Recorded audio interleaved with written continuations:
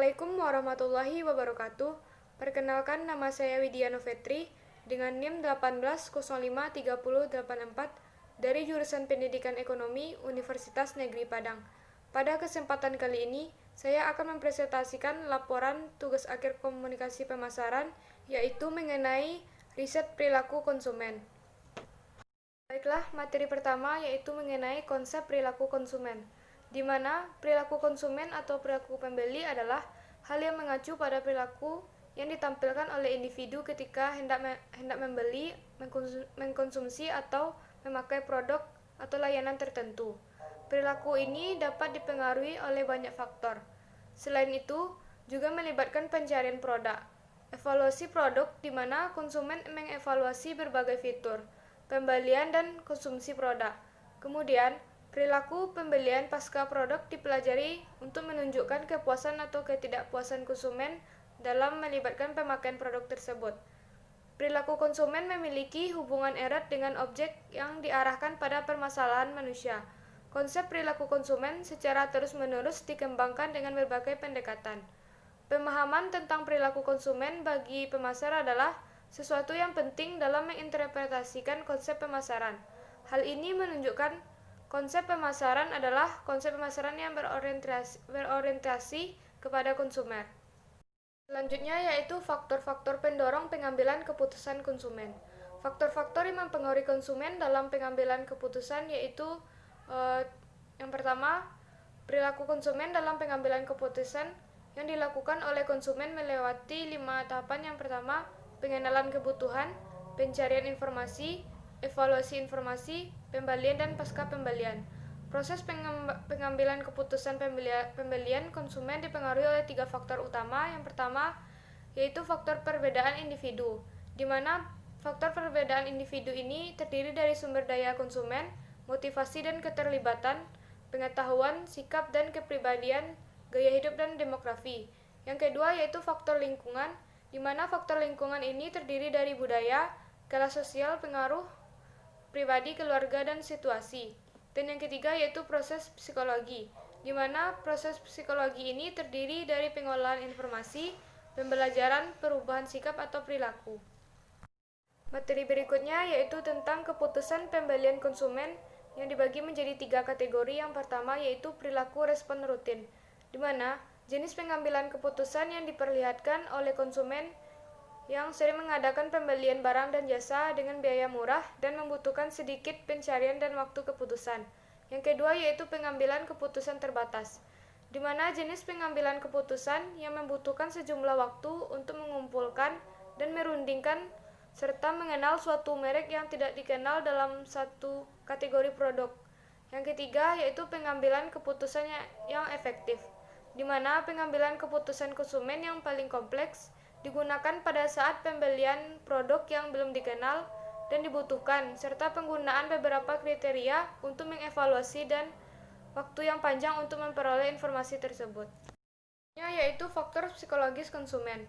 Dalam menentukan pilihan pembelian konsumen dipengaruhi oleh 4 faktor psikologi utama, yaitu produk, harga, promosi, dan saluran distribusi.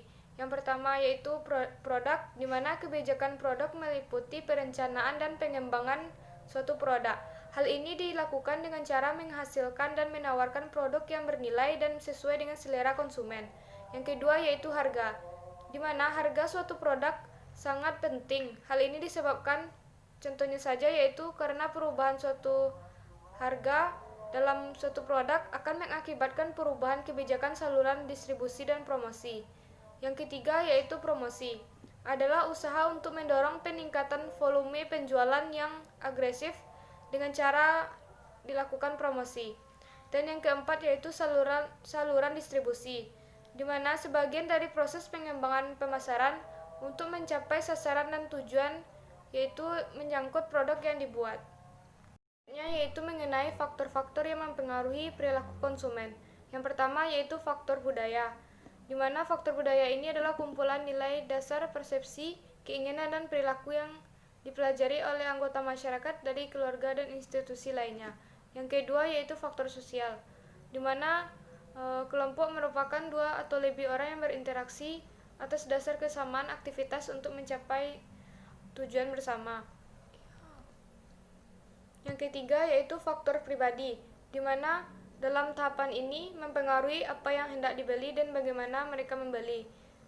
Yang keempat yaitu faktor psikologi, di mana motivasi dorongan yang ada dalam diri seseorang untuk melakukan sesuatu. Selanjutnya yaitu mengenai sumber informasi konsumen, di mana setiap konsumen melakukan berbagai macam keputusan tentang pencarian, pembelian, penggunaan beragam produk dan merek pada setiap periode tertentu. Sumber informasi konsumen digolongkan menjadi dua. Yang pertama yaitu sumber pribadi, di mana konsumen dapat mengenal dan mengetahui produk yang saya buat dari keluarga dan teman secara langsung dan mengetahui produk tersebut. Yang kedua yaitu sumber produk, di mana produk ini dikenal melalui sosial media seperti WhatsApp dan media lainnya. Dengan adanya teknologi ini dapat mempermudah dalam melakukan promosi suatu produk kepada konsumen sehingga konsumen dapat mengenali produk tersebut. Selanjutnya yaitu proses pembentukan perilaku konsumen terbagi menjadi 5. Yang pertama yaitu pengenalan masalah, di mana konsumen biasanya akan melakukan pembelian suatu produk sesuai dengan kebutuhan dan keperluannya. Yang kedua yaitu pencarian informasi. Setelah konsumen mengetahui apa yang menjadi masalahnya, konsumen akan mencari pemecahan masalah tersebut, seperti mencari sumber-sumber informasi untuk mengetahui kebutuhan dan lain sebagainya. Yang ketiga yaitu pengevaluasi alternatif. Setelah konsumen mendapatkan informasi yang dibutuhkan, maka konsumen akan melakukan evaluasi alternatif untuk didapatkan tadi apakah telah sesuai dengan kebutuhan atau keinginan mereka. Yang keempat yaitu keputusan dalam pembelian, di mana proses selanjutnya jika konsumen telah melakukan evaluasi alternatif, maka konsumen akan membuat suatu keputusan untuk membeli produk tersebut. Yang kelima yaitu evaluasi pasca pembelian. Pada proses terakhir ini, konsumen akan menjawab beberapa pertanyaan setelah membeli suatu produk tersebut. Apakah produk yang dibeli telah sesuai dengan harapan, dan apakah produk tersebut sudah tepat guna dan tidak mengecewakan. Langkah selanjutnya yaitu cara mengenali perilaku konsumen yang terbagi menjadi 3. Yang pertama yaitu pendekatan interpretif, di mana pendekatan ini membahas secara mendalam hal-hal yang mengenai perilaku konsumen. Yang kedua yaitu mengenai pendekatan tradisional, adalah pendekatan yang didasari pada teori serta metode dari ilmu psikologi kognitif, sosial, behavioral, serta ilmu sosiologi.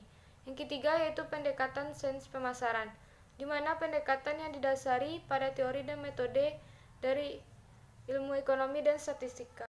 Selanjutnya yaitu perilaku konsumen pada produk ketela aneka rasa 5 saudara, di mana peluang bisnis yang saya lakukan ini adalah di bidang jajanan atau cemilan, yaitu yang saya namakan dengan ketela aneka rasa 5 saudara. Jajanan bisnis ini dilakukan penjualannya di sekitar tempat tinggal. Selain itu, saya juga membuka peluang dengan cara melakukan sistem PO dengan melakukan promosi ke sosial media yang ada seperti WhatsApp, Facebook, Instagram, dan lainnya. Dari strategi pemasaran ini, maka akan dapat menjangkau banyak konsumen. Selanjutnya, saya telah mengambil beberapa responden dari pelanggan yang telah mencoba produk saya. Yang pertama yaitu responden dari tante saya sendiri, di mana saya telah menawarkan produk tersebut sekaligus menanyakan bagaimana rasa dari produk ini. Respon tante saya ini positif karena dia merasa suka dengan gurihnya ketela tersebut dan rasanya juga pas di lidah. Responden kedua yaitu teman saya yang bernama Rosi Sriwayuni, di mana responnya yaitu sangat mendukung, di mana dia memberikan saran ketela tersebut agar digoreng agak garing supaya lebih crispy. Ini merupakan satu masukan bagi saya. Yang ketiga yaitu responden dari sepupu saya yang bernama Lira, di mana dia berkomentar dia merasakan sangat puas dengan rasa cemilan ini. Nah, dari beberapa responden tadi saya telah mendapatkan dan mengambil kesimpulan bahwasanya perilaku dan juga faktor yang mempengaruhi para konsumen berbeda-beda tergantung dari tingkat apa yang mereka rasakan. sehingga mereka mau membeli produk ini. Selain itu, dengan harga yang terbilang murah dan rasa yang enak, membuat orang-orang tertarik untuk membeli. Baiklah, mungkin hanya itu yang dapat saya sampaikan. Assalamualaikum warahmatullahi wabarakatuh.